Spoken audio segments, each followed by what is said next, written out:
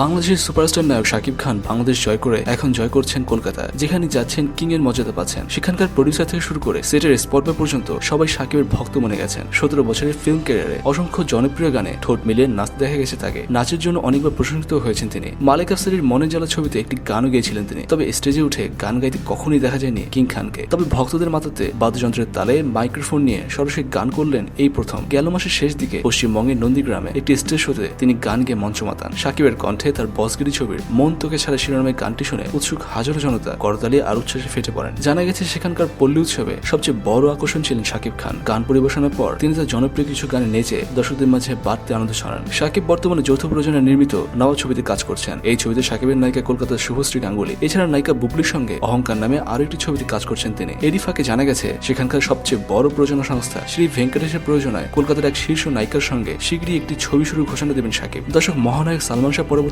সময়ে আর কোন নায়ক শাকিব খানের মতো জনপ্রিয়তা পাননি। তবে শাকিবের ক্ষেত্রে শুধু দেশ নয়, বিদেশেও শাকিবের নাম উচ্চারিত হচ্ছে, যা এই দেশের কোন নায়ক নায়িকাই এখন পর্যন্ত অর্জন করতে পারেনি। শাকিবের এই প্রাপ্তি আমাদের দেশের প্রাপ্তি। আপনি কি ভাবছেন জানান নিচে কমেন্ট সেকশনে। আর খবরটি সবার মাঝে ছড়িয়ে দিতে শেয়ার করুন আপনার বন্ধুদের সাথে। শাকিব খানকে নিয়ে কোনো গুজব বা মিথ্যা প্রতারণামূলক খবর জন্য নয়, শুধুমাত্র অথেন্টিক খবর জানার জন্য সাবস্ক্রাইব করুন খবরটিকে।